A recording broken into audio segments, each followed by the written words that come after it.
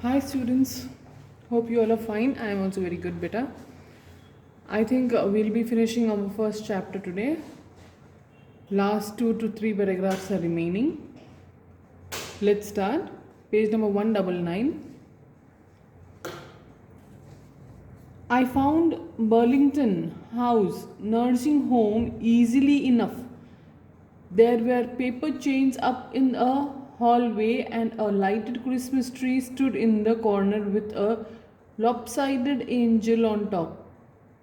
तो यहाँ पे हम देखते हैं कि हमारे लेखक जो है वो मिसेस कोनी को ढूंढते हैं। उनके घर पे जाने पे उनको पता चलता है कि वो तो नर्सिंग होम में है।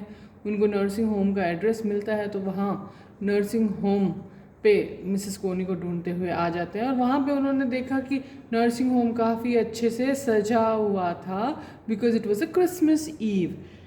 आगे लेखक क्या देखते हैं? I said I was a friend come to visit Mrs McPherson to bring her a Christmas present. तो यहाँ पे जब वो नर्सिंग होम में प्रवेश करते हैं तब वो अपना इंट्रोडक्शन देते हैं लेखक कि मैं मिसेस मैकपर्सन का फ्रेंड हूँ और उनको क्रिसमस पे एक प्रेजेंट देने आया हूँ। आई could see through into the dining room where everyone was wearing a paper hat and singing। और मैं खिड़की में से होकर डाइनिंग रूम को देख पा रहा था। मैंने वहाँ पे कई सारे लोगों को देखा, उन्होंने पेपर हैट्स पहने हुए थे और वो सिंगिंग कर रहे थे, गाने गा रहे थे। The Martin had a hat on top and seemed happy enough to see me. She even offered me a mince pie. She walked me along the corridor. Mrs. MacPherson is not in with the others, she told me. She's rather confused today, so we thought it best if she had a good rest.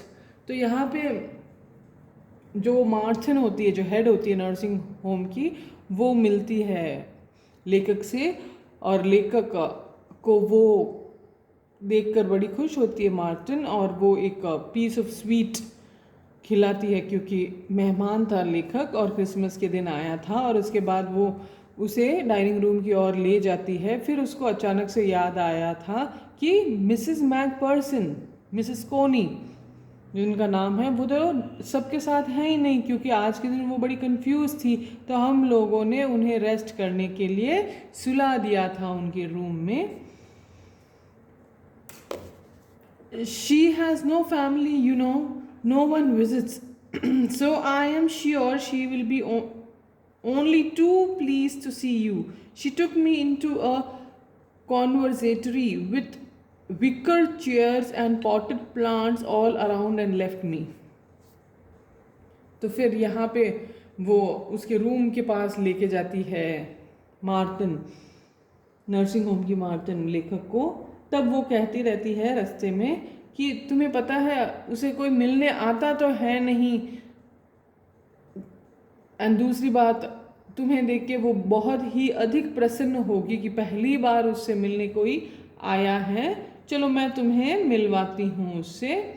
Next paragraph. The old lady was sitting in a wheel chair, her hands folded in her lap. She had silver white pear pinned into a wispy bun. She was gazing out at the garden. Hello, I said. She turned and looked up at me vacantly. Happy Christmas, Coney, I went on. I found this. I think it's yours. As I was speaking, her eye never left my face. तो यहाँ पे हम देख रहे हैं कि जैसे ही कोनी दिखाई पड़ती है लेखक को, तो लेखक का वो व्हील चेयर पे बैठी रहती है, क्योंकि वो सेल्फ पैदल एक जगह से दूसरी जगह नहीं आ जा सकती है, क्योंकि उसके घर में आग लग गई थी। शायद उसको कोई चोट ऐसी लगी है कि सेल्फ वो पैदल आ जा नहीं सकती है, तो वो व्हील चेयर पे बैठी थी। तो हमारे लेखक उसको देखते ही कहते हैं, हेलो, ये देखो, ये मैं तुम्हारे लिए क्या लेके आया हूँ, शायद ये तुम्हारा ही है और तुम्हें देने आया हूँ। तब वो तुरंत जो है खाली नज़रों से, सूनी नज़रों से लेखक की ओर देखती है और देखती ही रह जाती है। तब लेखक आगे कहते हैं, I found this, I think it is yours. मुझे ये मिला था और मुझे लगा कि ये तुम्हारा है, इसीलिए मैं तुम्हारे लिए ले आया हूँ। As I was speaking her eyes never left my face, वो एक टक मेरी शक्ल, मेरे चेहरे की ओर देख रही थी. I open the tin box and gave it to her. That was the moment her eyes lit up with recognition and her face became suffused with a sudden glow of happiness. तो जैसे ही वो tin box को देखती है वो अचानक से चमक पड़ती है, जैसे कि मान लो उसकी पूरी याददाश्त जो है आ गई थी और वो खुश हो जाती है. I explained about the desk, about how I had found it, but I don't think she was listening. और फिर मैंने उसको पूरी अपनी स्टोरी बताई थी कि मुझे सेकेंड हैंड में से एक डेस्क लेना था, मैंने लिया, फिर उसकी रिपेयरिंग कर रहा था तो ये टिन बॉक्स मिला, इस टिन बॉक्स के अंदर एक लेटर है. ये सारी बातें जो हमने इस लेसन की शुरुआत में देखी, वो सारी बातें जो है लेखक मिसेस कोनी को बताता है, लेकिन वो कहते हैं कि मुझे नहीं लगता मिस कोनी मेरी कोई बात सुन रही थी. For a while she said nothing but stroke the letter tenderly with her finger tips. कुछ पल के लिए तो वो कोई भी जवाब नहीं देती है और फिर सहानुभूति से, बड़े प्यार से थोड़ी देर बाद जो है उस लेटर को वो ऐसे करके सहलाती है. Next page.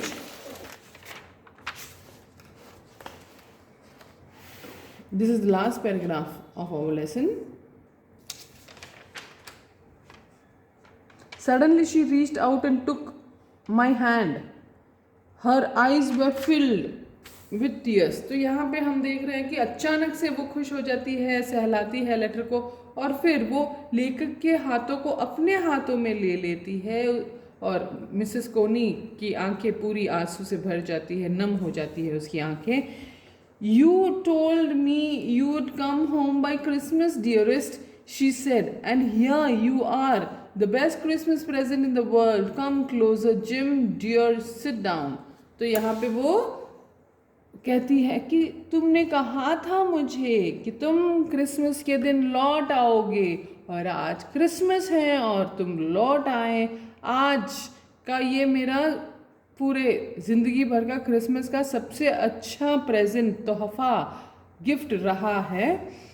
I sat down beside her. वो उसको जिम मान लेती है, अपना पति मान लेती है और वो कहती है कि यहाँ पे बैठ जाओ तुम जिम. एंड शी किस्ड माई चीक. और उसने जो है लेखक के गालों पर एक किस किया. I read your letter so often Jim, every day I wanted to hear your voice in my head.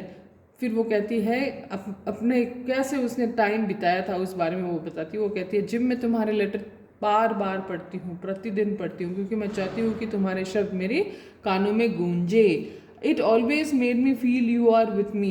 क्योंकि उस लेटर को बार बार पढ़ने से मुझे हमेशा से ये फीलिंग रही है कि तुम मेरे आस पास ही कहीं हो. And now you are back, you can read it to me your self. फिर वो कहती है कि अब तो तुम खुद आ गए हो, अब तुम अपना लेटर क्यों दे रहे हो मुझे, और दे ही रहे हो तो तुम खुद ही पढ़ के फिर दो.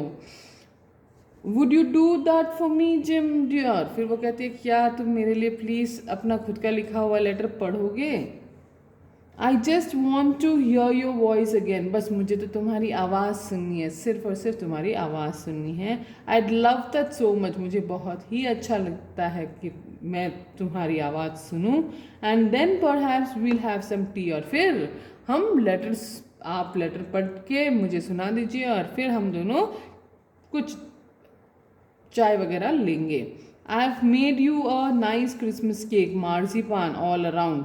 और फिर वो कहती है कि देखो मैंने तुम्हारे लिए तुम्हारा मनपसंदीदा मार्जिपान केक भी बनाया है. I know how much you love marzipan. मुझे पता है कि फेवरेट है तुम्हारा मार्जिपान. तो यहाँ पे आपने देखा बेटा, ये हमारे पैराग्राफ वाइज तो लेटर फिनिश हो गया है. अब समझने वाली ये बात है कि जिम मैकपर्सन तो युद्ध में ख़त्म हो गए, शहीद हो गए, वो नहीं आ पाए. उनका लेटर था और काफ़ी पुराना, कई वर्षों पहले का था. तब तक तो उसकी पत्नी काफ़ी बूढ़ी भी हो गई थी और दूसरों पर आश्रित भी हो गई थी. यहाँ पे जो लेखक है उनको वो लेटर मिलता है और वो देने आते हैं. तो यहाँ पे इसकी याददाश्त इतनी बुरी तरह से डिस्टर्ब हो गई थी, मेमोरी लॉस हो गया था कि वो इस लेखक, इस अनजान बंदे को ही अपना पति मान लेती है. तो इस कहानी से हमें क्या लेसन, क्या मॉरल सीखने को मिलता है बेटा, कि लड़ाई, झगड़ा, युद्ध, बैटल, वॉर, इनसे फाइनली किसी का भला नहीं होता है. No, not at all. वो उस वक्त का क्रोध, उस वक्त का गुस्सा, उस वक्त की ईर्ष्या, उस वक्त का किसी से जलना, बस ये ही रूट कॉज होता है युद्ध का, लड़ाई का. और हमें नहीं करना चाहिए. हमें प्रयास करना चाहिए कि जितना संभव हो सके, छोटी इश्यू हो या बड़ी इश्यू हो, बातचीत से ही सुलझ जाए. ओके बेटा, उम्मीद है कि आपको ये लेसन अच्छे से समझ में आया होगा. And if there is any work I will give you, otherwise will start with the next new lesson. Until then, bye bye. Take care. I miss you all.